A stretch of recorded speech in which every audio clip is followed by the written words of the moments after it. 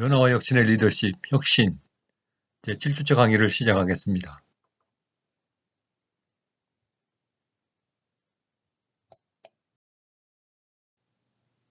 비디오 1에 이어서 계속 수업을 진행합니다.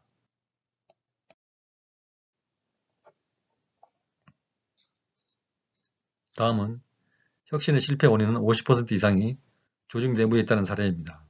이 말은 조직의 리더가 명심해야 할 귀중한 연구 결과입니다. 변화관리 대가 존 코터 하버드대 교수는 혁신에 실패하는 요인의 50% 이상이 조직 내부에 있다고 주장했습니다. 파괴적 혁신의 전도사 클레이튼 크리스텐슨 교수도 혁신에는 늘 이에 반발하는 내부 조직이 있다고 주장합니다. 뱅앤 올롭슨은 덴마크에 본사를 둔 세계적인 오디오 명가입니다. 90년의 역사를 자랑하는 이 회사가 생산하는 오디오는 고가에 팔리고 있었습니다. 스피커만 하더라도 가격이 4, 5천만 원에 달했는데 이렇게 잘 나가던 뱅앤 올룹슨도 한때 위기에 직면한 적이 있습니다. 2008년 글로벌 금융위기 여파로 고급 오디오 수요가 급감하면서 위기가 시작되었습니다. 설상가상으로 스마트폰 확산과 함께 음악 소비 방식도 바뀌었습니다. 급기야 회사 매출이 기존 대비 반토막이 났습니다. 다급해진 뱅앤 올룹슨 경영진은 다양한 혁신 전략을 도입했습니다. 우선 2012년 혁신적인 아이템을 개발할 수 있는 별도 조직을 만들었습니다. 그리고 베어플레이라는 서브 브랜드를 새로 내놓고 이 조직이 담당하도록 했습니다. 경영도 본사 간섭 없이 독자적으로 수행하게 했습니다. 헨리 크라우스 뱅앤 올룹슨 최고 경영자는 종전에 만들지 않던 제품을 출시해야 했기 때문에 백지 상태에서 시작했습니다. 라고 말하며 베어플레이는 일종의 인큐베이터이고 성공하려면 베어플레이 조직의 자율성이 필요했다라고 해석했습니다. 혁신은 성공적이었습니다. 베어플레이는 젊은 층이 선호하는 제품을 쏟아내기 시작했습니다. 휴대용 블루투스, 이어폰, 헤드폰, 소형 스피커 등을 선보였고 결과는 기대 이상이었습니다. 베어플레이는 설립 이후 연평균 60%를 웃도는 성장세를 기록하며 뱅앤 올룹슨의 신성장 동력으로 떠올랐습니다. 베어플레이 매출 비중은 전체 50%를 차지하게 됐습니다. 베어플레이와 같은 조직 운영 형태를 일컬어서 양손잡이 조직이라고 말합니다. 한 손은 기존 사업 중심으로 안정성을 추구하면서 다른 손으로는 스타트업, 신생 벤처기업처럼 혁신적이고 새로운 것을 추구하는 조직 운영을 뜻합니다. 뱅앤 올룹슨 경영진은 최대한의 자율성을 보장하기 위해서 이 조직을 본사에서 약 350km 떨어진 먼 곳에 자리하도록 했습니다. 베어플레이를 기존 조직 내에 설치했다면 기대 이상의 성과를 거두기 어려웠을 가능성이 큽니다. 기업의 규모는 효율성에 비례하지만 혁신에는 반비례할 수 있기 때문입니다.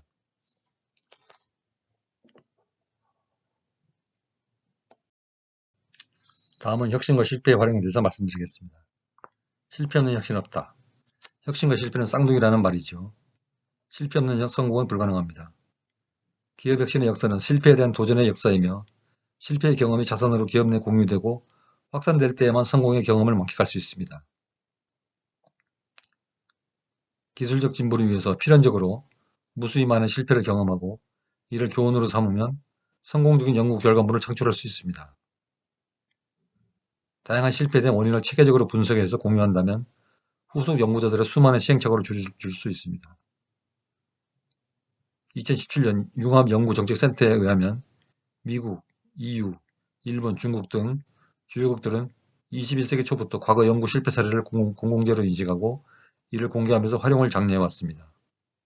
구체적으로 혁신을 기반으로 한 실패학을 적극 활용해서 실패 재발 방식 및 사전 실패 위험 크기 예측 등을 통해 불가피한 위험을 최소화하는 방안을 탐구하였습니다.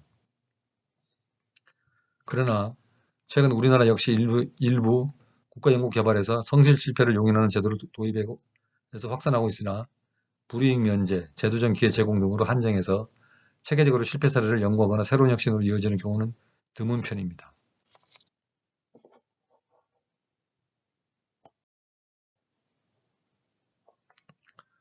다음은 혁신의 실패에 대한 정부 정책을 살펴보겠습니다.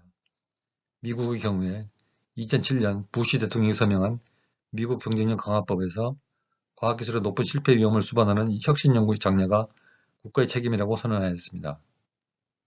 미국 국립과학재단 NSF 등이 추진하는 고위험 혁신을 위한 연구의 핵심은 무한시장 경쟁 시대에서 실패 위험을 동반하더라도 국가와 기업에게 큰 이익을 가져다주는 것이라며 실패 관리 필요성을 역설했습니다. 민간 차원에서는 미국 실리콘밸리가 실패밸리라고 불릴 정도로 수많은 실패 경험에 대한 자선화를 시도하였습니다. 게임 개발자 카산드라 필립스는 2008년부터 벤처 창업자의 실패담 공유를 주제로 매년 회의를 여는 페일콘 행사를 주재하였습니다.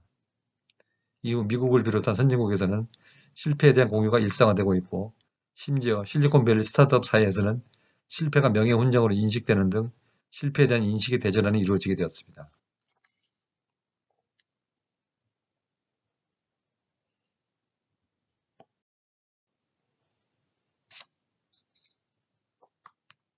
혁신의 실패에 대한 정부 정책 두 번째입니다.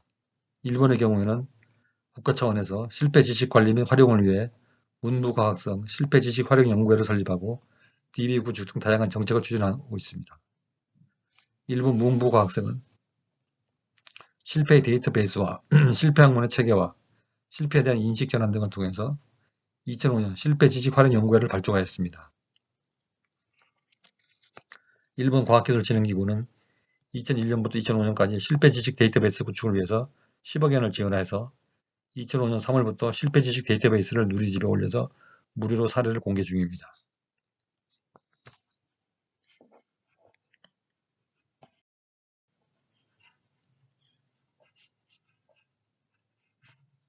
일본 과학기술진흥기구의 연구 실패 데이터는 개인이 기인한 원인, 조직에 기인한 원인, 개인 또는 조직 어느 쪽으로도 책임을 볼 수 없는 원인,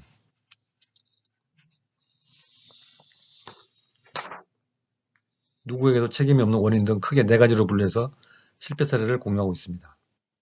그림을 참조하면 이 네 가지 분류에 해당되는 실패 데이터를 볼 수 있습니다. 예를 들어서 누구에게도 책임이 없는 원인은 미지의 것으로 이상현상 발생이나 미지현상 발생 등을 사례로 들고 있습니다.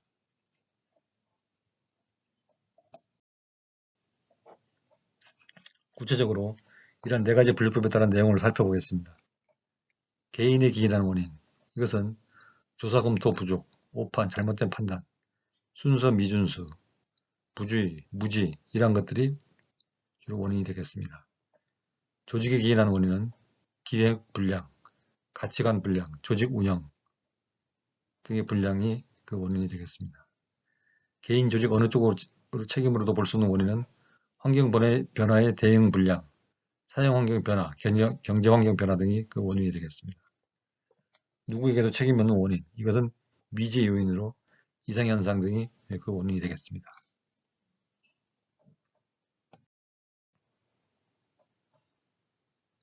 혁신 실패에 대한 정부 정책 세 번째 사례로 한국의 경우를 살펴보겠습니다. 우리나라 국가 R&D 과제 성공률은 평균 95% 이상으로 매우 높은 편입니다. 그러나 대부분 연구가 정말로 성공적으로 완료된 것이 아니라 연구 목표를 낮게 설정하고 원정적으로 평가를 하는 형태에 기인한 것으로 보고 있습니다. 우리나라의 R&D 성공률을 보면 2010년 지경부 97%, 2011년 전체 국가연구개발사업 98.1%, 2015년 미래부 원천기술개발과제 96%등 매년 평균 95% 이상 성공률을 보이고 있습니다. 이에 반해서 미국의 대표적 정부 지원 연구 개발혁신 프로그램 변혁적 연구 성공률은 10% 미만으로 실패하더라도 성공보다는 혁신을 중시하고 있습니다. 또한 우리나라 대부분 부처는 여전히 연구개발사업 실패 시 1년에서 3년 참여 제한, 출연금 환수 등의 제재가 있어서 불리한 실정입니다. 따라서 대부분 연구가 성공으로 처리되고 실패를 회피하는 분위기는 여전히 관행으로 남아 있습니다.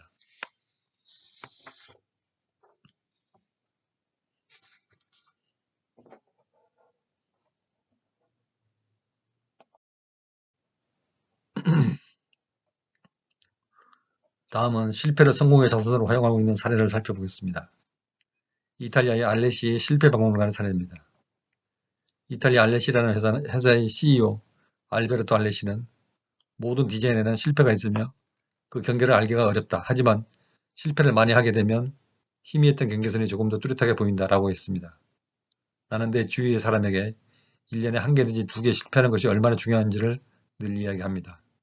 대실패 없이 2, 3년 간다면 우리는 디자인계에서 선두 자리를 잃게 될 것입니다. 라고 주장했습니다.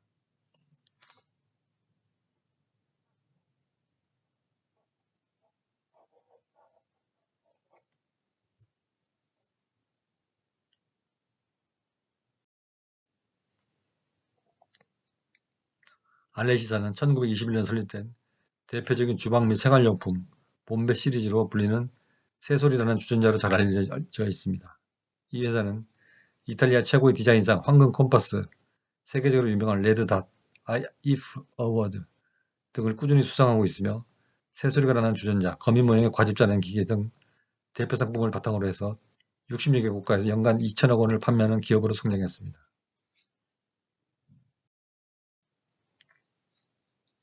다음은 두 번째 사례로 미국 구글의 실패를 권장하는 조직문에 대해서 살펴보겠습니다. 구글의 모회사인 알파벳의 회장인 에릭 슈미트 알파벳은 어떤 분야의 리더라면 투자금을 날릴 각오를 해야 한다고 했습니다. 성공 확률이 100%인 프로젝트는 혁신은 0%일 것이라고 실패를 용인하는 발언을 하였습니다. 1998년에 설립된 구글은 실패를 두려워하지 않는 철학을 실천했습니다.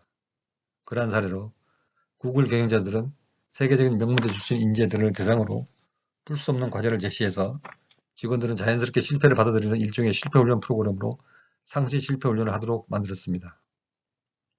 구글은 구글 지도, 지메일 등 기존 성공에 안주하기보다는 구글 카탈로그, 웹리뷰 등 많은 실패 사례를 축적하고 이를 토대로 재도약을 할 수 있는 준비를 해왔습니다.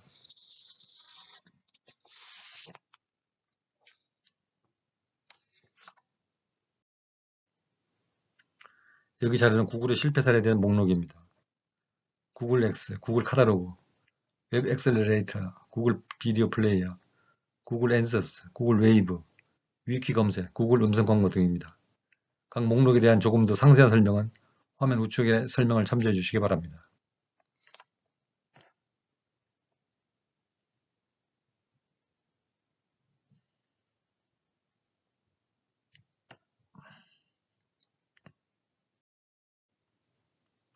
실패를 자산으로 사용하는 세 번째 사례는 한국의 삼성 C랩이라고 불리는 사내벤처 공모 프로그램입니다. 이 사례의 특징은 대표를 제외하고 참여한 자는 직급이 모두 같고 완벽한 자율권 보장은 물론 회사 분할에 실패를 하거나 추후 사업이 실패해도 문제 삼지 않았습니다. 즉 추진 과정의 실패 용인과 파격적 보상이 병행됐던 것입니다. 여기서 회사 분할은 연구원이 자신이 참여한 연구에서 얻은 결과로 창업하는 경우를 말하며 보유기술을 사용하는 로열티 면제 등 각종 추가적인 지원을 추진했는데 특히 회사를 분할한 직원이 향후 사업이 어려울 때 경력직으로 재입사를 보장했습니다. 이 프로그램은 총 180개 과제에 750명이 연구해서 결과적으로 스타트업 되었던 회사 분할은 25개, 좋은 아이디어 사내 활용은 63개, 각각 성공률이 64%, 실패율 36%를 달성하였습니다. 이 자료는 2017년 8월 기준한 자료입니다. 이재일 삼성전자 창의개발센터 상무는 2017년 8월 18일 기자회견에서 우리 목표는 실패율 90%라며 성공률을 지나치게 높게 잡아 단순 목표만을 추구하는 안일한 C랩을 원하지 않는다 라며 실패 두려움을 극복할 것을 강조했습니다.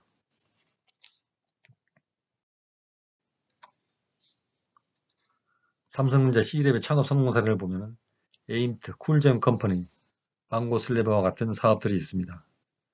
산업건축용 진공 단열 펜을 설계 생산에 관여하는 에임트는 독일 V사로부터 360만 달러, 약 40억 원의 투자를 유치했고 대구 테크노폴리스 공장 건립 계획을 마련하였고 허밍으로 작곡하는 앱인 쿨잼 컴퍼니는 세계 3대 음악 박람회 미덤랩 2017에서 우승을 하였으며 점착식 소형 메모 프린터인 망고슬래버는 2018년 1월 미국 라스베가스 세계 최대 가전제품 박람회 CES에서 최고 혁신상을 수상했습니다.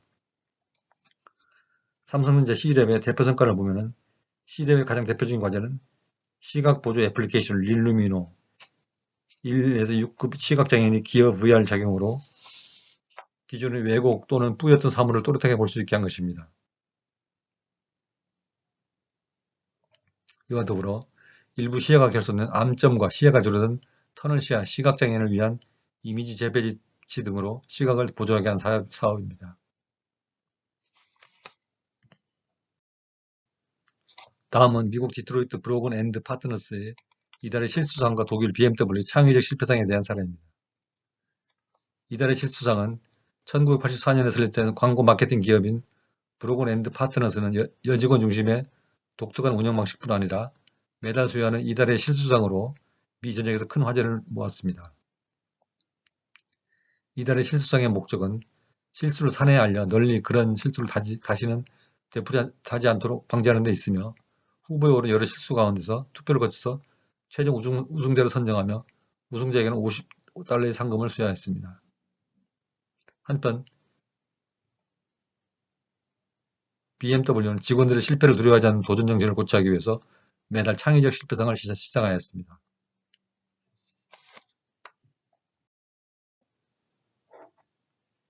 BMW는 기계의 정밀성을 중요시하는 무결점 문화로 인해 창의적 발상을 기반으로 한 과감한 혁신 추진이 부족한 상황이었습니다. 그래서 1983년 레겐스부르크 공장 건설을 계기로 두 가지 행동 규범을 제시하게 됩니다. 첫째, 누구나 실수해도 좋다. 다만 회사에 터무니없는 손상을 입히지 말자. 둘째, 미리 계산된 위험은 허용하자. 이 두 가지 행동 규범으로 과감한 혁신을 추진하게 됩니다. 90년대 초에는 매달 이달의 창의적 실패상을 시상하면서 창의적 도전에 나섰다가 실패한 사원의 영웅적 경험담을 전 직원이 공유하도록 하여 회사의 실패를 성공으로 전환하는 혁신을 하게 됩니다.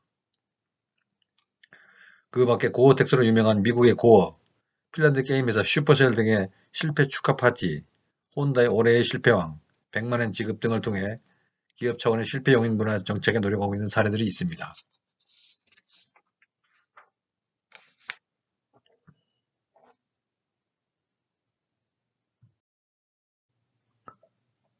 강의를 요약하는 차원에서 복습 문제를 5문제 풀어보도록 하겠습니다. 이 문제는 문제은행에 속합니다. 1번, 상대의 입장과 감정을 이해하고 느끼는 것을 칭하는 말은 무엇인가요? 1. 공감, empathy. 2. 동정, sympathy. 3번 애정, affection. 4번 소외, alienation. 이거는 강의 서두에 공감이라고 배웠죠. 공감. 상대의 입장과 감정을 이해하고 느끼는 것을 공감이라고 합니다. 감정이입이죠. 두 번째, 혁신의 의미로 보기 어려운 것은 무엇인가? 1번, 창조적 혁신. 2번, 근본적 혁신. 3번, 파괴적 혁신. 4번, 점진적 혁신. 혁신의 의미로 우리가 생각할 때 세 가지를 들었죠. 첫째, 창조적 혁신, 근본적 혁신, 파괴적 혁신 이 세 가지입니다. 점진적 혁신은 그 용어상으로도 맞지가 않죠. 혁신이라는 것은 급격한 변화를 초래하는데 점진적이라는 말은 혁신과 어울리지가 않죠. 정답은 4번 점진적 혁신입니다.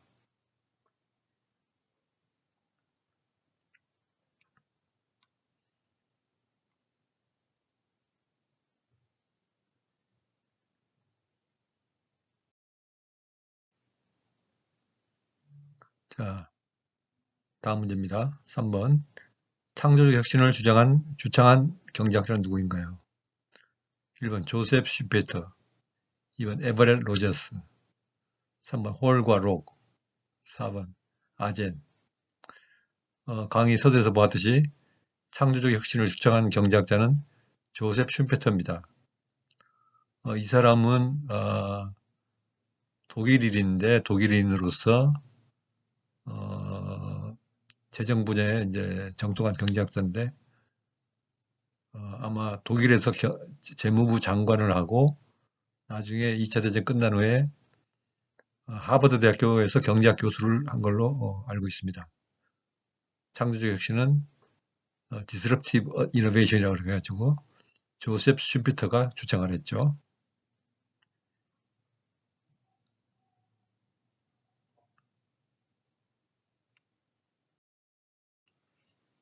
4번 문제입니다. 혁신의 실패에 대한 바람직한 태도는 1번 실패는 용서하지 않는다. 2번 실패에 대하여 책임을 묻고 배상을 요구한다.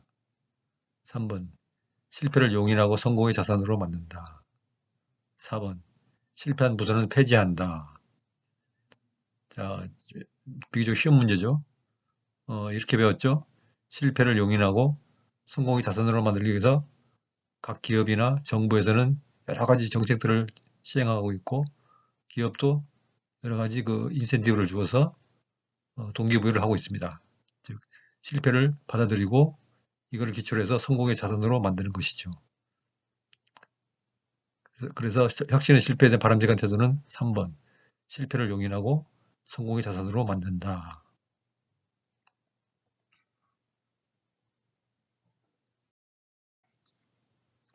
복습 문제 5번입니다. 혁신에서 실패의 활용에 대해 바람직하지 못한 태도는 지문을 볼게요. 1번 실패 없는 혁신이 없다. 혁신과 실패는 쌍둥이다. 네, 이게 맞는 말 같죠? 2번 실패를 용인하면 직원들은 마음이 해이해지고 경영을 방만하게 할 우려가 있어 항상 실패 없는 성공을 추구하는 문화를 길러야 한다. 이건 좀 다른 얘기죠. 우리가 공부한 내용하고 다른 방향의 어떤 뉘앙스를 주는 설명이 되어 있습니다. 실패를 용인하라고 했는데 용인하지 못하는 이런 문화를 갖다가 주장하고 있죠. 3번입니다. 기술적 진보를 위해서는 필연적으로 무수히 많은 실패를 경험하고 이를 교훈으로 삼으면 성공적인 연구 결과물을 창출할 수 있다. 네, 이게 더 맞는 말이죠. 4번 다양한 실패에 대한 원인을 체계적으로 분석 및 공유한다면 후속 연구자들의 수많은 시행착오를 줄여줄 수 있다.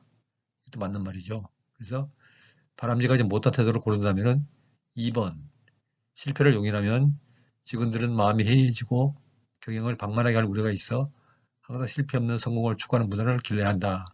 이러한 태도는 우리가 배운 것과는 반대로 가는 역행하는 태도죠. 그래서 정답은 2번이 되겠습니다.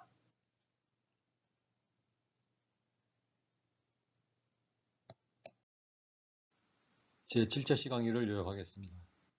오늘 수업에서는 공감에 대한 에피소드를 살펴보면서 공감을 불러일으키는 행동은 조직에 일체감을 주므로 리더가 지도력을 행하기 수월하다는 점을 배웠습니다.